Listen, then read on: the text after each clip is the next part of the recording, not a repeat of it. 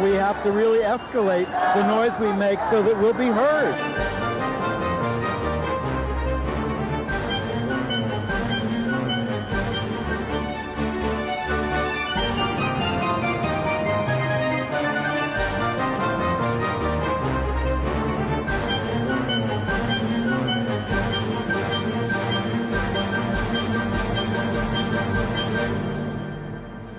Welcome to Gay USA. I'm Andy Hum. I'm Ann Northrup. Ann goes away for the weekend. Not much happens.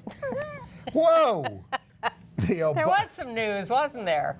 Well, the big news was the fact that the Obama administration has told every public school in the country that transgender students must be allowed to use facilities consistent with their gender identity. It stirred up a little controversy. Even in our communities. And then, just to put a little icing on the cake, they also mandated transition-related health care for transgender people. No discrimination against trans people in health care. Now it can be said the Secretary of the Army is an out gay man. Yes, because the New York Times shamed them into it. And here is an interesting political race coming up this fall. Rand Paul will face out gay Democrat Jim Gray for the U.S. Senate. Here's a story I didn't think I'd see anytime soon. A Catholic school in San Francisco has retained a teacher who transitioned from woman to man. In sadder news, a 22-year-old woman in Brooklyn, Toni Cox, is murdered by her girlfriend's ex-husband. Awful story. A suspect was arrested in the murder of Bangladesh's gay leader, Julaz Manan. This week, the International Day Against Homophobia, Transphobia, and Biphobia was celebrated, and it was celebrated in Mexico by the president proposing a constitutional amendment that would guarantee access to same-sex marriage. They have a lot of it down there, but it's not countrywide. Hillary Clinton met with a whole bunch of AIDS activists, and Bernie is set to meet with them next week. We don't know about Trump yet. They claim they're working on it. Muslim states, 51 of them, have blocked 11 gay and trans groups from a UN meeting on AIDS. And Very charming. And I'm going to review a new play about the great comedian Dick Gregory, and Rupert Everett in The Judas Kiss about Oscar Wilde. If you can't stay up that late, it's 2 thumbs up. Well, as we have been going through all this North Carolina nonsense, much to our surprise, the Obama administration last week suddenly sent this letter of guidance to every public school in the United States of America on how to respect and treat transgender students. And what they basically said was that you must allow students to self-define and to use the facilities that correspond to their self-definition of gender. This came as a bolt from the blue to all of us, and is certainly a magnificent thing to do, but is creating a lot of backlash all over the country. Well, Mississippi says they're going to go along with it, the Department of Education anyway. Well, the governor's not happy about that, but let me see. Here are some of the states that are backlashing. Oklahoma, Kentucky, Texas, Arizona, Arkansas, Utah, Louisiana, Idaho, the governor of Mississippi, Michigan, Alabama, Indiana, and Tennessee. That's just the preliminary list as people freak out at first glance. How does the transgender movement feel about this bold move? Help! No, I think we're all thrilled. Everybody is thrilled about this. It is the right and smart thing to do. And as the administration comes closer to its sell-by date, it is getting bolder about doing things like this. And President Obama is not hiding from this. He explained it in an interview with Chris Geidner for, I believe it was BuzzFeed. Chris Geidner is the legal correspondent for BuzzFeed. He's an out gay man, and he covers a lot of LGBT issues. He was given a half hour to interview Obama in the White House, mostly to talk about the Supreme Court nomination of Merrick Garland, because Obama is still trying to press for that confirmation. But after about 20 minutes of talking about Merrick Garland, Geithner asked the president about his letter of guidance. This is not an order to the schools. This is a letter of guidance, although it does say, if you don't follow this guidance, you risk us going after you for federal funding. Yes, but the administration has also said while these lawsuits are playing out in North Carolina, they are not going to try to withhold funds. Yes, but it's a little sharp reminder to states that they are required to follow non-discrimination laws or lose federal funding. And it is, we'll get to the president, but it is controversial. I mean, the Times did a big story about a school in Vermont where a student is transitioning to male, I believe, and wants to use the men's room. Some of the boys is using the men's room.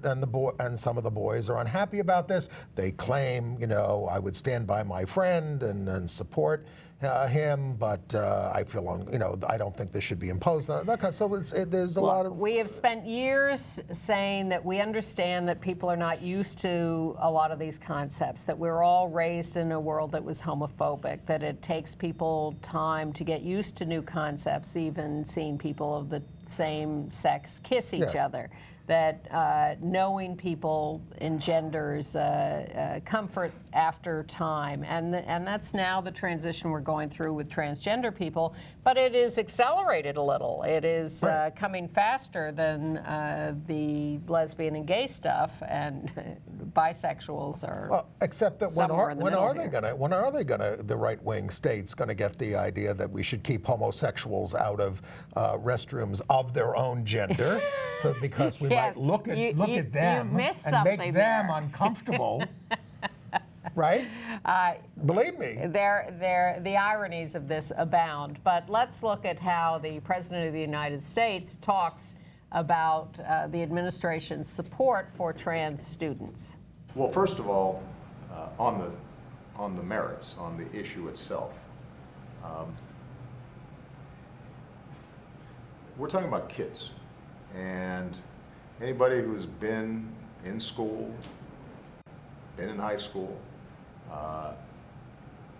who's been a parent, I think should realize that kids who are sometimes in the minority, kids who have a different sexual orientation or are transgender, are subject to a lot of bullying potentially. They are vulnerable, and I think that is part of our obligation as a society to make sure that everybody is treated fairly and our kids are all loved and that they're protected and that their dignity is affirmed. And in this particular situation, I won't comment on the lawsuits that are going back and forth between the Justice Department and North Carolina. That's typically not my role. I try to let the Justice Department do its job. But with respect to the Department of Education, schools were asking us, we're asking the Department of Education, how should we handle this? So they sought out some clarification, some guidance.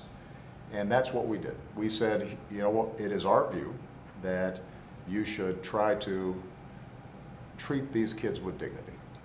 Here's how there are school districts who've been wrestling with this problem and have, we think, done a good job in accommodating them in a way that is good for everybody.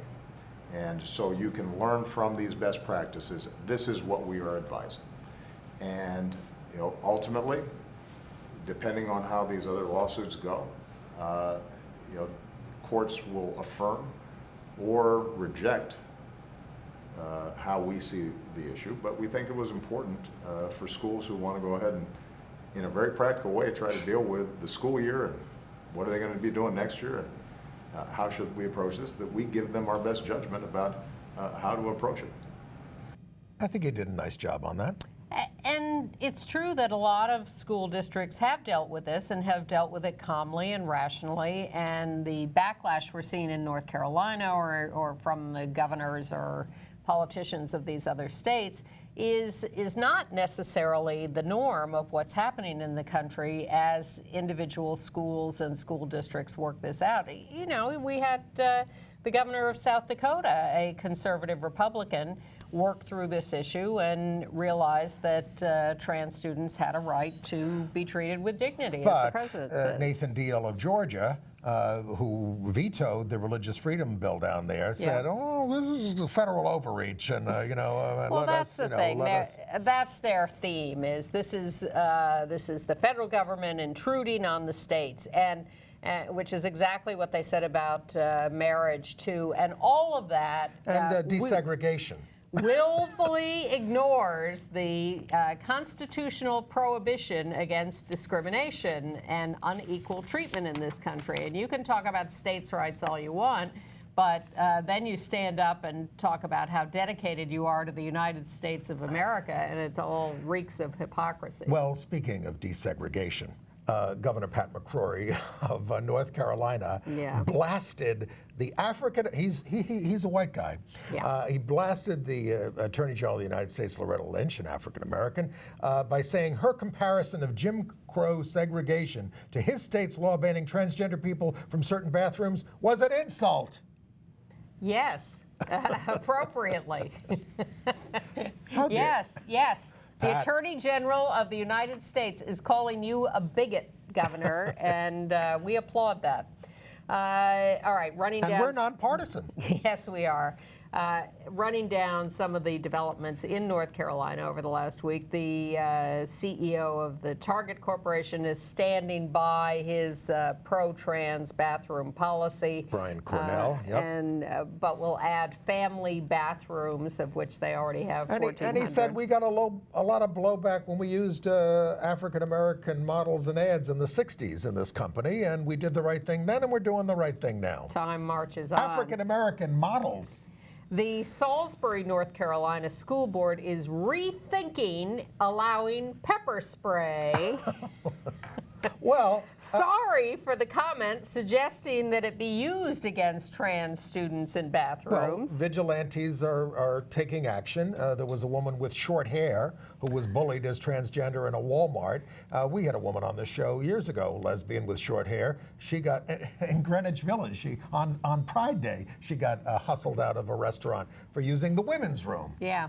That's the thing. Vigilante is a good word. There is a lot of self-appointed policing going on of people now suddenly grabbing people out of restrooms, mostly butch women. Yes, but how did they let this go on all these years with you know? Well, there are a lot of butch women who are reporting that they have been the subject of a lot of angry looks and comments and everything for many years, and now they're being told that they must be trans and inappropriate. It's weird. The good people of North Carolina have been protesting there in Raleigh about all this. They're not letting up, and a whole bunch of them got arrested at the legislative building on Monday. 350 of them showed up to protest. 11 of them got arrested. And the protests continue, led by the Moral Monday people who are doing a great job. The European Union has been moved to condemn North Carolina, Tennessee, and Mississippi for their discriminatory ways. And perhaps will have more of an impact. Yitzhak Perlman, the great violin virtuoso, canceled his concert down there. With the North Carolina Symphony. He has a lesbian daughter. He's been out there for LGBT rights for a long time. So I saw him on MSNBC talking about this, and what he said was he had wanted to do the concert and say something. He felt he had made a commitment to the orchestra and to the people of North Carolina, so he was going to go and make a statement. But when he asked the orchestra to insert a written statement from him in the program, they refused. Oh. They said, we have state funding, we cannot risk that, we're not going to put your statement in the program, and that is why he canceled his appearance. He said, well, I cannot go there without making a statement, so I'm canceling. I like what Shakina Nafak is doing. This is a transgender actress who's got a show down there, and she says she's going to use the men's room while performing there so that she doesn't violate HB2, which is the law there. Exactly. Call their bluff. Yeah. The National Council of La Raza is moving a meeting they had scheduled for Raleigh, North Carolina in the fall to Miami. Now, the ACLU down there, and we told you, but there are a lot of lawsuits around this, they have asked a federal court to issue an immediate halt to the enforcement of the North Carolina law. Which is also ironic since no one is enforcing it because it has no enforcement procedure written in the law, and the cops keep saying, we have no way of enforcing this. Actually, it's only the vigilantes who are enforcing it. Let's see, anything more? Protest, yes. The governor of Delaware and the American Federation of Teachers have issued statements that are pro-trans. It's getting everybody to talk about it, which is very good because, you know, I've had viewers, we've heard from viewers, older people in their 70s who have been in the movement and followed it closely and say, I've never met a transgender person. Which is, you know, I mean, I've known transgender people for practically forever, but and not just from being in the movement. Well, first of all, the statistics claim that transgender people are less than 1% of the population, so the chances of running into someone are smaller than, say, the LGBT population. And as we've talked about many times, some people are out about being trans, yes. and some people transition and want to live their felt life without being perceived as having transitioned, and right. So they're not as not that there aren't gay people who don't talk about being gay, but I think it's maybe, given the small population and that aspect, it's not surprising that there are a lot of people who aren't aware that they've met transgender people. Well, the U.S. military knows that there are transgender people there, but they seem to be dragging their tails on lifting the ban on transgender people, and that's getting the backs up of the advocates there.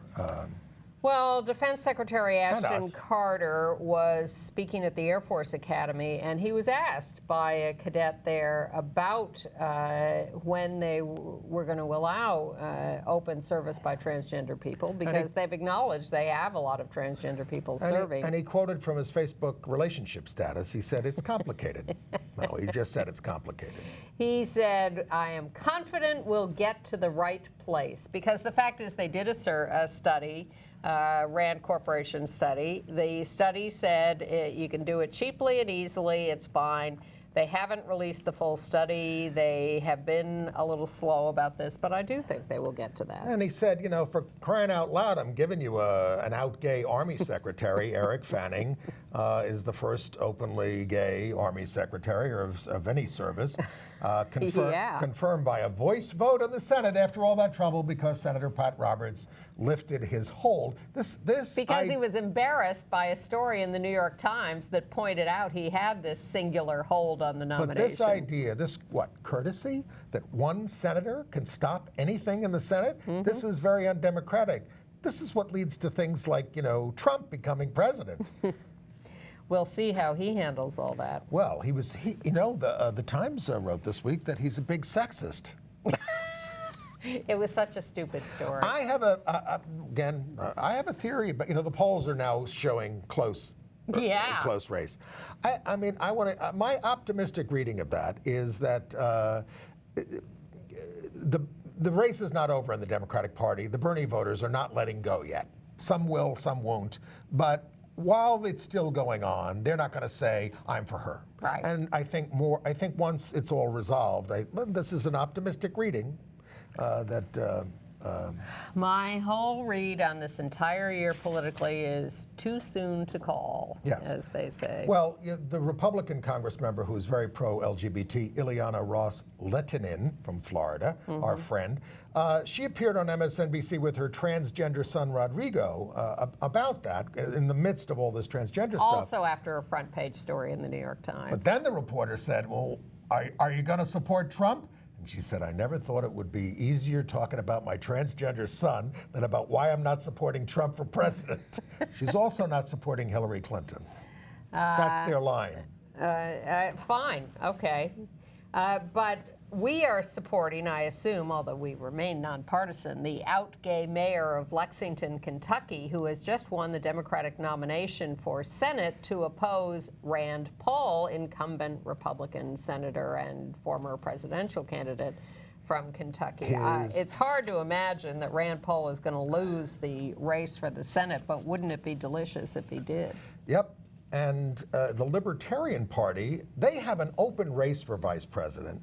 And an out-gay guy, Kerry Douglas McKinnon of Petersburg, Texas, he's running, and he said people should be able to do with their bodies what they please. He's in favor of decriminalization of drugs and decriminalizing sex work between consenting adults. But I asked him about civil rights laws because libertarians are not, and he's not keen on those because he doesn't want to see people discriminated. He's against that, but they don't want the law to be a part of that. That is the libertarian view. Their convention is May 26th to the 30th in Orlando. We'll be watching. Some have said that Bernie Sanders should try to get the Libertarian nomination to be on the ballot more easily as a third-party candidate. It's Gary Johnson. The former governor of New Mexico who is pro-gay. Yes. Or at least pro-gay marriage. But not going to have an effect on the election, I don't think.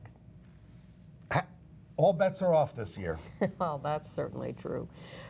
We've been telling you about the bad thing going on in the U.S. House of Representatives where Republicans have attached to the defense authorization bill an amendment that would enforce a broad religious freedom exemption for like every federal contractor. Yes. All you'd have to do is say, Jesus tells me not to like gay people, and you'd be fine, and you could discriminate. Or black people? That too. You can discriminate all you want. So we've been hoping that will disappear because the committee added it, but there was just an attempt to delete it from the bill in the committee with a lot of Republicans supporting deleting it, but it failed, and it is still in the defense authorization bill at this point. Won't the Senate block it? At least through, We'll see. I don't know. Because anything can happen this year. Well, here's something that probably won't happen, but warms my heart, which is that Representatives Joe Kennedy of Massachusetts and Bobby Scott of Virginia, with the help of the ACLU, have introduced something called the Do No Harm Act, which is a limitation, defines the limits of the Religious Freedom Restoration Act that was passed years ago, that imposes limits because it's been stretched so broadly over the last few years, and this would make clear that a religious objection does not give you the right to discriminate, that in fact the religious exemption should be very narrow. I suspect that will go nowhere. Can't we get that nice President Obama to back up on his interpretation of that? Well, we've been asking him to, and he's certainly been surprising us lately, so maybe he'll do that. But then, of course, the Republicans would just pass the broader interpretation. But the Republican majority in the New Hampshire Senate passed a bill against conversion therapy, and it's heading to the desk of Governor Maggie Hassan. This would be the 7th jurisdiction to enact such a prohibition. And the Massachusetts Senate, by a vote of 33-4, has passed the Gender Identity and Expression Non-Discrimination Act.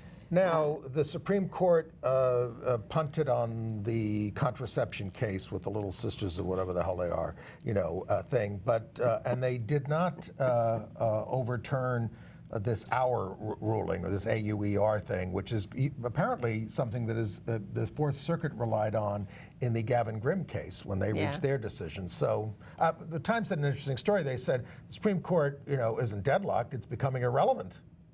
Yeah, which would be a shame. Yeah, and then people aren't getting justice.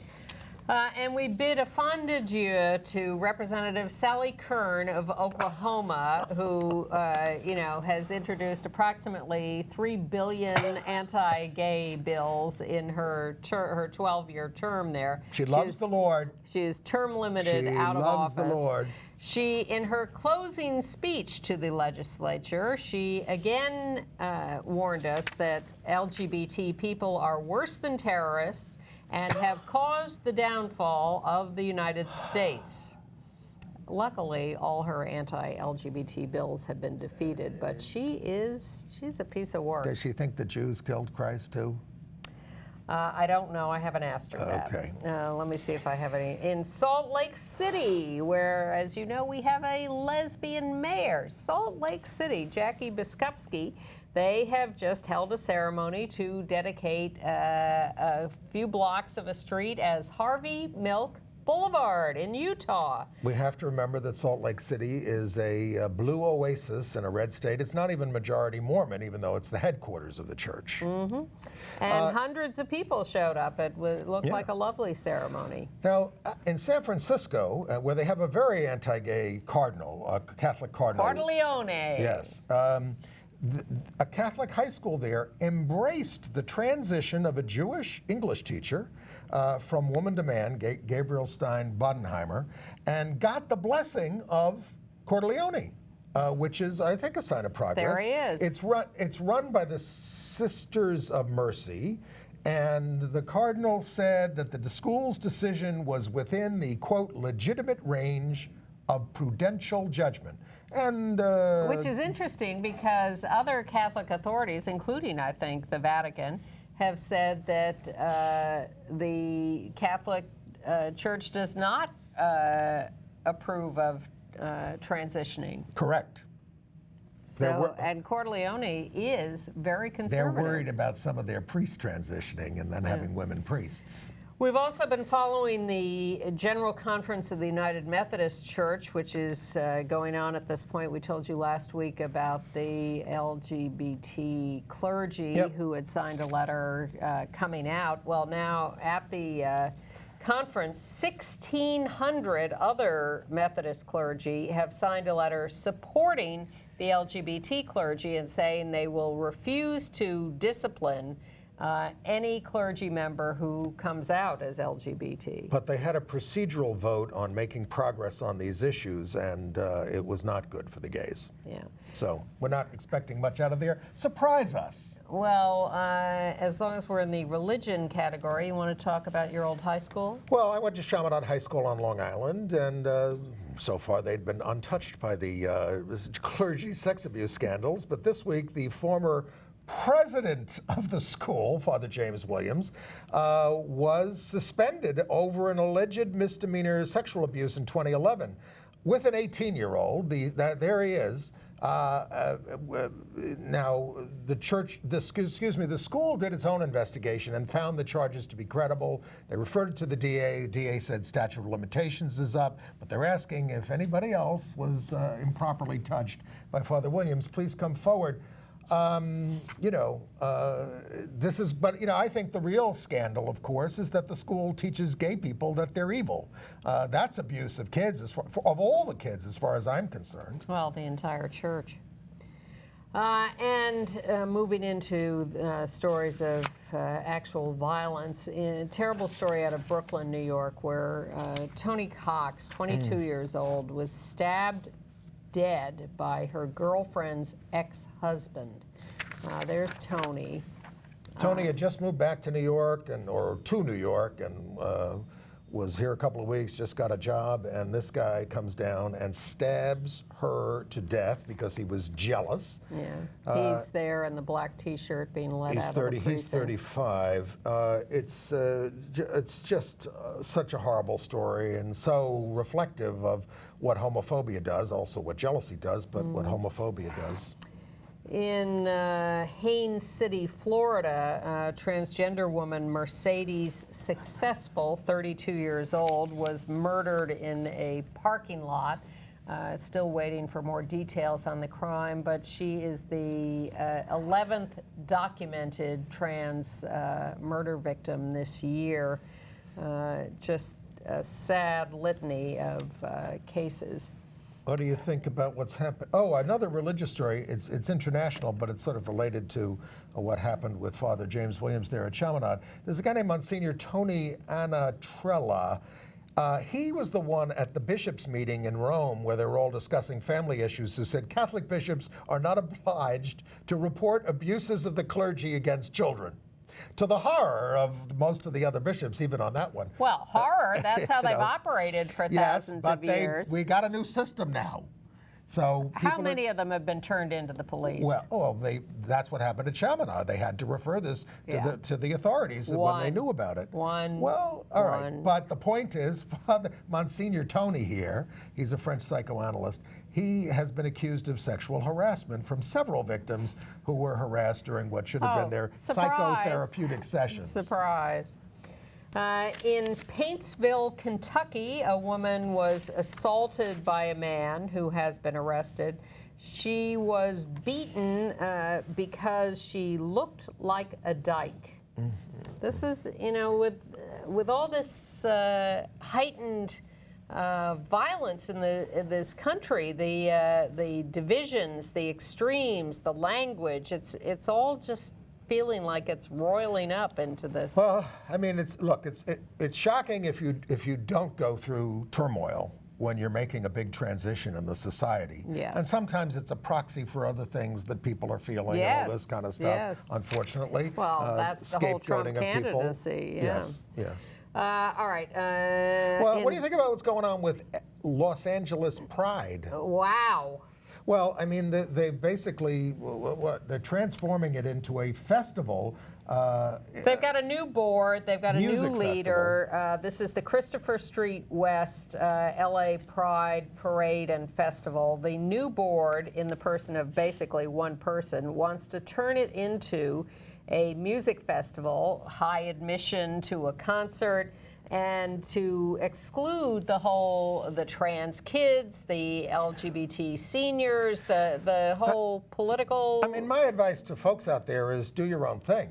You know, just start marching down the street. That's more satisfying anyway than being stuck in these overly commercialized parades. Well, this new board chair thinks Friday night is boring because it's trans night and the Dyke March. So basically he wants to do a music festival that night. And people are saying, excuse me? Well, the whole community is transitioning in many ways. I mean, a lot of these things are becoming over-commercialized. Yep. They excluded some community groups in the Utah Salt Lake Pride Parade. Every year there are debates over that. Yes. Yeah. In Florida, the Department of Health has finally said okay to birth certificates for kids born to same-sex couples to have both the same-sex parents on the birth certificate. Good. They've been resisting that.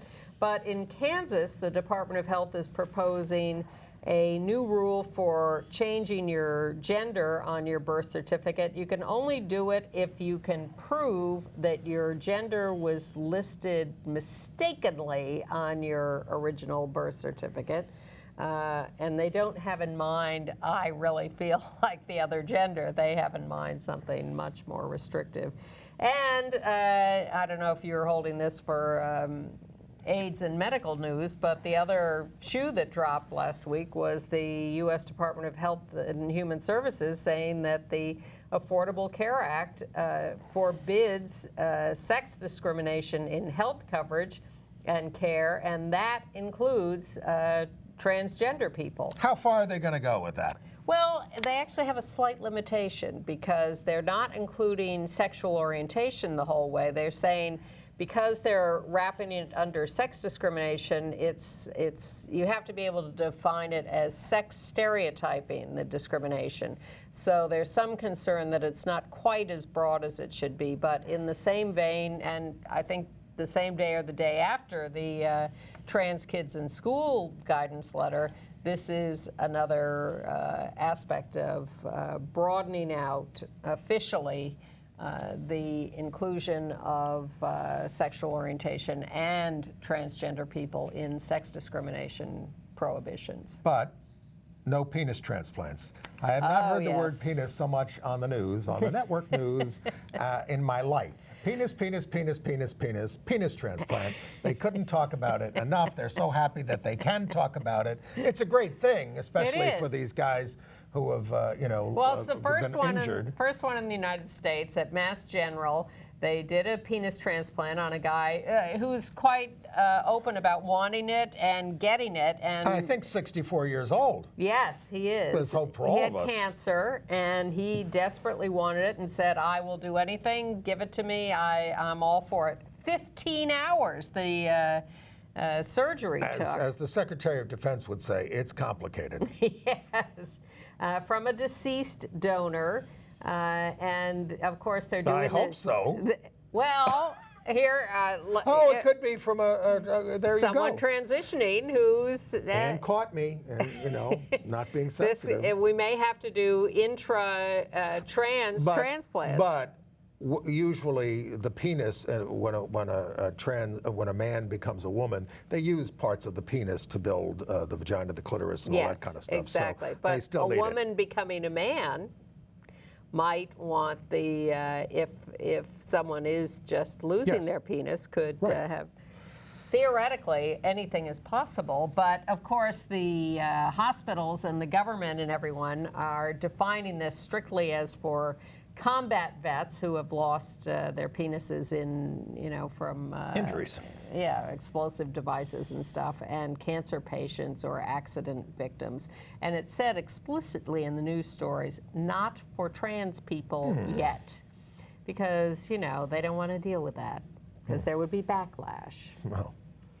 All right, so let's go to international news. Well, when the leader of the LGBT movement in Bangladesh was murdered by these invaders with somebody else in his building, the Julaz Manan was the guy, most of his friends said the government's not going to do anything about this, but they have arrested somebody. We hope they got the right person. We have a picture of him there being arrested. Well, he was arrested because I think he owned the gun or the weapons or whatever were used to kill the leaders. So I'm not sure that people are fully confident that he's the right guy. I mean, they're not just going after gays over there. It's a Buddhist monk was found hacked to death.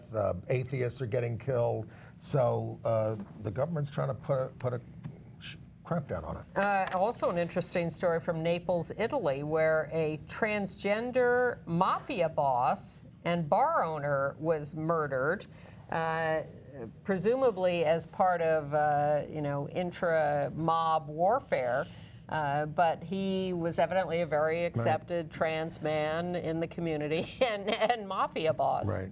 Interesting. And parental guidance here. We don't like shoving pictures of people who've been beat up in your face, but in Brighton, England, a place with a large gay population, Aaron Woods was beat up. There he is. He was a model. There he is on the left, and then you see him having the crap beat out of him. He's 26. Outside a gay hotel, it was 5 o'clock in the morning. The attacker shouted homophobic and anti-Muslim slurs at him just because he was just getting a lot off his chest, and he got a broken jaw out of it. But a 21-year-old man was arrested on suspicion of the assault. One of the most moving stories this week comes to us from Istanbul, Turkey, where some gay Syrian refugees held their own little Mr. Gay Syria pageant to defy ISIS. These are people who have been beaten up in Syria and in Turkey as gay refugees. We don't want to be defined as just people who are getting thrown off buildings, they said. We're more than bodies thrown off buildings. Yes. And the winner was chosen not so much, no, we don't have a picture, because much as he's out, Right. I'm not wild about putting him in more danger worldwide by putting him on television. But you can find this online if you're interested, and there's video of these people who held this little contest. The winner says his boyfriend was beheaded in Syria and that he won the contest not so much because he was the most gorgeous, but because he actually had the best political analysis. He is not out to his parents, by the way. Well, he was also very badly beaten up by Turkish thugs. Yes. And called a faggot, and because he answered back to them. And the sad ending to the story is that he was denied a visa to go to Malta for the Mr. Gay World pageant because he's a Syrian refugee. But the the bravery of these guys to be doing this in Istanbul, which is not fully safe for gay people, is really astonishing. I urge you to go online and look that up. It's fairly safe in Manchester, England, and a guy who's a former Mr. Gay UK over there, Carl Austin Behan, he became the city's first openly gay Lord Mayor. It's a ceremonial post. You get to wear a nice costume. He's 44. He was kicked out of the RAF, the Royal Air Force, in 1997 for being gay, but now he's the Lord Mayor of Manchester. Let's do a couple of these good stories, these major good stories from Canada and Mexico. Yes. Yeah, this week was the annual International Day against homophobia, transphobia, and biphobia. And the leaders of Mexico and Canada acknowledged and celebrated it in major ways. The president of Mexico, where same-sex marriage has been gradually getting legalized state by state there, announced that he is going to propose a constitutional amendment to legalize same-sex marriage across the whole country. Now, this requires a two-thirds vote, I believe, in the legislature, and then it has to be ratified by a majority of the states. He's also proposing that... People aren't 100% confident it's going to happen. Right, because it does require a two-thirds vote, and they're a little worried about a backlash and a competing constitutional amendment that would outlaw it and wipe out all the progress that's been made. But it was, again, a stunning announcement and unexpected and a big step forward. He also announced that he wants it to make it easier for people to get passports trans people to get passports in their preferred gender identity, and to end discrimination against all LGBT people, and that was a great step forward. And in Canada, Prime Minister Justin Trudeau announced that federal legislation was about to be introduced that will guarantee legal and human rights for transgender people across Canada. Yeah. And also to add transgender to the hate crimes law. So adding transgender to the Human Rights Act for non-discrimination and to the hate crimes law. And in Portugal, they're doing some cleanup there, and they extended pregnancy rights to gay women, allowing them to use artificial insemination, which was previously restricted to heterosexuals who were married or living together for more than 2 years. And to expand adoption rights to same-sex couples and some access to surrogacy. But nearby in Spain, a fan who called a openly gay football ref a fag was fined 150 euros. So that's progress. Bad news from New Zealand, where the Anglicans there refused to approve blessings for same-sex marriages because the conservative wing threatened to secede from the church. But the Pope met with the heads of all the women religious orders, and they were peppering him with questions. He says, I feel like a hockey goalie up here. I don't know where he got that metaphor, but hockey goalie. And they said, well, all right, you're not going to make us priests. We want to be priests, but if you're not going to make us priests, how about deacons? Which is a sort of gets to do some ministerial functions. He said, well, you really can't do that either. Jesus was a man, and this is standing in for Jesus. And they said, come on. And he said, all right, I'll study it, all right? I'll study it. But the objection to it, evidently, is that if you allow them to be deacons, how are you going to stop them from being priests? Meanwhile, in Rome... And why would you want to?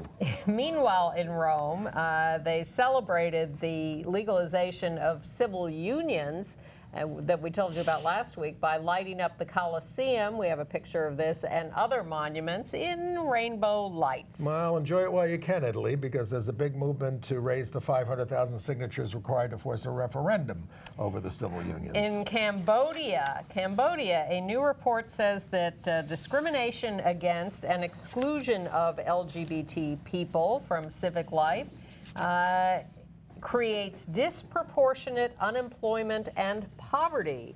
Yes, which is what we've also said about the population here for many years. People want to talk about the affluent LGBT population, but in fact, we are when we talk about all the trans women, especially trans women of color, who are being killed, it's often because they're resorting to, sex work and drugs and things like that on the side. So, yeah.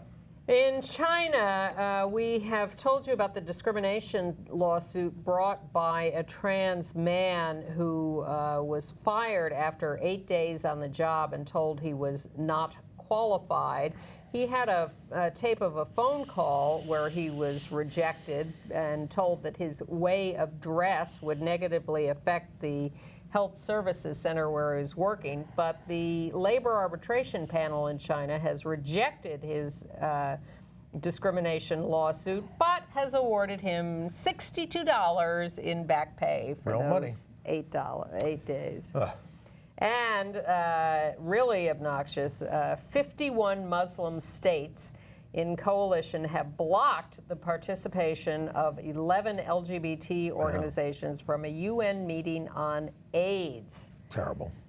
Absolutely terrible. How dare Well, they? I mean, they're trying to. I mean, there are a lot of protests about that from America and the West. And the UK, yes. Which leads us into AIDS news. And the big news, I guess, is that 20 AIDS activists and leaders of AIDS organizations did have their meeting with Hillary Clinton, as they had requested of her and other presidential candidates. The meeting had been scheduled for 45 minutes, lasted more than an hour. There's Hillary in the middle with Peter Staley, longtime AIDS activist, on the left, and on the far right, C. Virginia Fields. They didn't bring up any of her stuff about Nancy Reagan. Because they we're want to- talking about the future. I think that's annoying. What? I would have asked her Of about course. the Nancy Reagan I would have said, comment. okay, we're sitting here. Well, what were you thinking about that? Yeah. And it'll help us, move on from, Exactly, what people don't because- know about history. You know, people ask me about the presidential candidates, and I generally say I don't like any of them. And what concerns me about Hillary is her judgment. And for her to be able to have said that about the Reagans as having started a constructive conversation about AIDS, I really question her knowledge and her judgment. And I want her to explain to me how it is she could possibly say something like that. When this was posted, Peter Staley was one of the people sitting next to her in the meeting.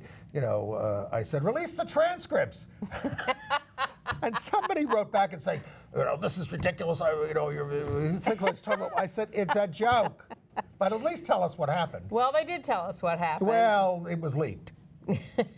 They and they're saying, that she didn't commit to a lot of the big targets. She agreed to an public anti-stigma campaign and things like that, but not the harder targets. Well, she acknowledged that southern states haven't expanded their Medicaid programs and that is a major problem. And there's a new report about disproportionate rates of HIV infection among men having sex with men in the South. It's very big in the South. She supports PEPFAR, of course, the Bush International Program, but also mentioned the Global Fund, which I think is even more important. Yes. But the stigma thing, someone says to her, well, perhaps you could lead a campaign to combat stigma against people with HIV. And she says, what a great idea! Oh my God. And I thought, oh, for God's sake. But yes, that would be a fantastic thing to do, and it should be done, and it should have been done 30 years ago, and there is still a vast need for it. So I hope that does happen. And I see that she's come out for people over 50 perhaps being able to buy into Medicare, which is nice. But the new Gallup poll shows 58% of Americans support universal health insurance, including 41% of Republicans and right-leaning voters. Now, we told you last week that Bernie had scheduled a meeting and then canceled it at the last minute with these AIDS organizations and activists. Now he's rescheduled the meeting for probably next week in California, although it's not quite set in stone. Bernie, I know you watch the show. Do it. Donald should do it too, in case you become president. Or else we're not supposed to say things like that. Or else we're going to think that all you care about is income inequality, and you're not able to talk about other things. Right. Now, Trump's people have said that they are eager to have this meeting with the AIDS activists when their policy team is finalized. Of course, that may be 2083. That's when his taxes will be ready. Yeah, exactly. A couple of memorial services to let you know about, and people who died. In this case, Bobby Levithan, an AIDS activist. He started out as a volunteer in GMHC's Buddy Program in 1984, and then founded the Healing Circle, one of the early support groups for those living with AIDS, people with AIDS. Very involved with one of the board members, founders of Friends Indeed. He was also a therapist. He was a producer of the original Vagina monologues. He was a writer, wrote a lot on the Huffington Post. Well, his books. memorial service is going to be at Riverside Chapel, 180 West 76th Street on Sunday, May 22nd at 2 p.m. He was 65. Yeah, but much beloved. And then the memorial service for Flatiron Mike Wyand, who worked with us at the Gay Cable Network. And with Queer Nation, and was a longtime activist. And a very attentive viewer to this show. But his memorial service will be Friday at Hurley's Bar at 6:30 p.m. at 232 West 48th Street. They've got a nice upstairs room. I assume that's where we're going to be. And we can celebrate the life of Mike Wyand. I'm sorry, I'm just slurring my words. And congratulations to AIDS activist Sean Strube. He's the new mayor of Milford Borough Council in Pennsylvania. How about that? Great. New mayor. All right. Entertainment news. You've seen a couple of plays. I saw 2 terrific shows, and how often does that happen? Turn Me Loose is Joe Morton, who was the brother from another planet. There he is. He playing the groundbreaking comedian from the 1960s, Dick Gregory. It's all about being a race man. His entire life, basically, with his comedy, it was considered very daring to make jokes about race and all those kinds of things in those days. So it's very funny, but it's also riveting, and it's a really kind of a perfect talk for our time. He never mentions Donald Trump and all what we're going through around this kind of stuff, but it sort of hovers over the show, and it's an hour and a half, no intermission, and great. Well, okay? Joe Morton's terrific. I've always liked him. Yep. He's been around for a long time. And then I saw The Judas Kiss. Now, this is a David Hare play about Oscar Wilde.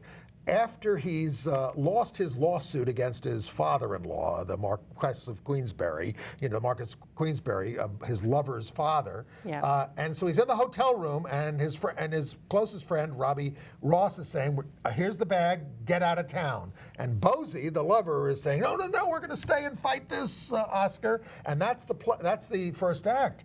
And it's by David Hare. And what's great about this play, first of all, it's Rupert Everett playing Wilde, and I think he does a terrific job. But what's great about this is that, when Oscar Wilde was a genius, and we all know the famous things he said. Writing dialogue for someone like that is very difficult because you don't want to make them sound stupid. And right. David Hare just did a terrific job with this play.